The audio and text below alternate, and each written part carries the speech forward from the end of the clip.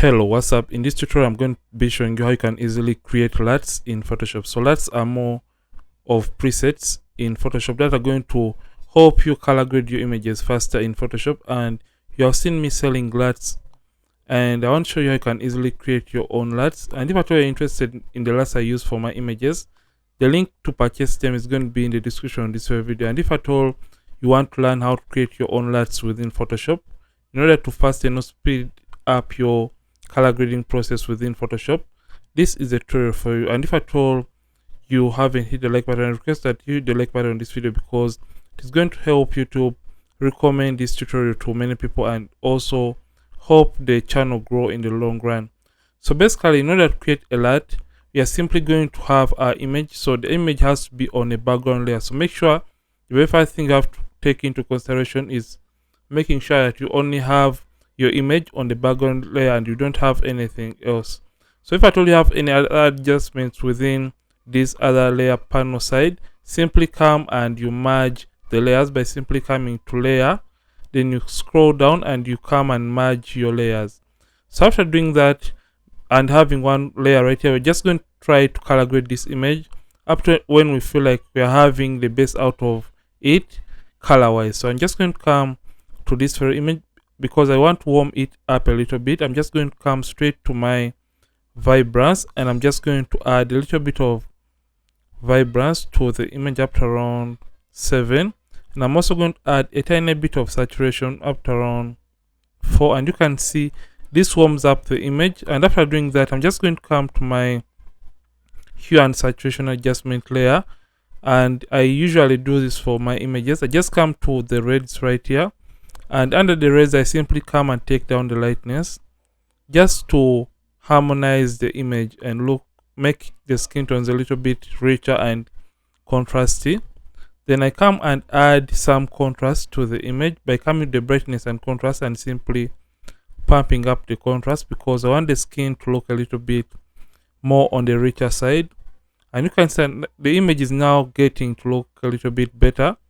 So we're just going to come and add some other adjustment layer by coming to the black and white adjustment layer right here. And with this, I'm just going to come and change the blend mode from normal. I'll change it to multiply and come to the opacity and simply drop down the opacity for the black and white or multiply blend mode. So you can see the difference it makes to the image. Then one final thing I tend to do, I come to the selective color adjustment layer, and I simply come to the blacks and simply pump up the blacks and cool down the image by adding a little bit of the blues to the blacks, just like that. So right now, this is what selective color has done to the image.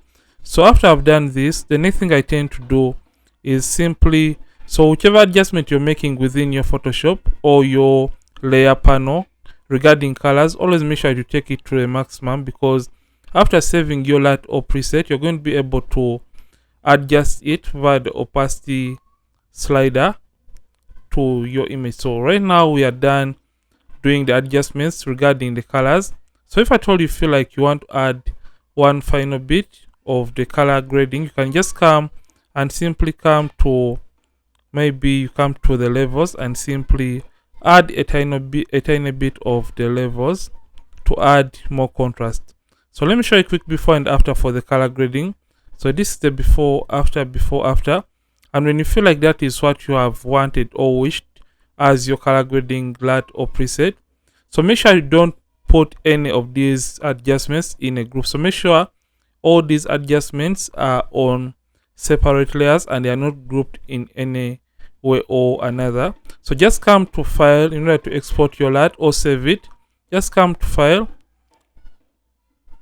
then you come to export, then you come to color lookup tables. So when you come right there, just come, you can describe your LUT and simply add copyright information to it. Then make sure the quality is at 32 and medium is also selected, and make sure the cube one is selected and not 3D LUT, because cube usually loads faster within Photoshop. Make sure that cube is selected and simply click on OK. So it is going to open up this other window. So here you can rename your LUT to whatever you want. So I'm just going to name it this too. neater LUT. So that is okay, and I'm just going to save it on my desktop and simply click on save. So it is going to take a few seconds and it is going to be saved. So right now the LUT has been saved. So I'm just going to group these adjustments for purposes of showing you that there's no difference between the saved LUT and our initial creation. So this is the image without the LUT. So in order to use the LUT, simply come to adjustments right here, and you're just going to come to color lookup. And when you come to color lookup, simply come and load your 3D LUT and simply click once again, and you're just going to come to the desktop and look for our LUT. So remember, I named my LUT neater LUT, so it is right here. So click on it and click on open, and as soon as you do that, you can notice that it has just color graded the image. This is a before after. And like I said, you can as well come to the opacity and simply reduce on the opacity of your LUT if at all you feel it is too much for your liking. And if at all you want to double the intensity of your LUT, simply come and select the LUT and simply press Ctrl or Command J, and it's going to double the intensity of your LUT. So that is too much. I'll just undo that. So I want to show you if at all there is a difference between the initial color grading and the LUT. So if at all I turn this on, you can see there is no difference at all between the two. So meaning you have successfully saved our or created our LUT. So you can create a number of LUTs if at all you have various skin tone complexions to work with. So this is an easy way of how you can create or save LUTs within Photoshop. And if at all you have found the video helpful, don't forget to like it and don't forget to subscribe to this channel. If at all you have been watching and you're not subscribed yet to this channel, Ronnix from Ronnix Photography. Thank you for watching, and I'll see you in more tutorials on this channel. And don't forget to keep practicing and also keep creating.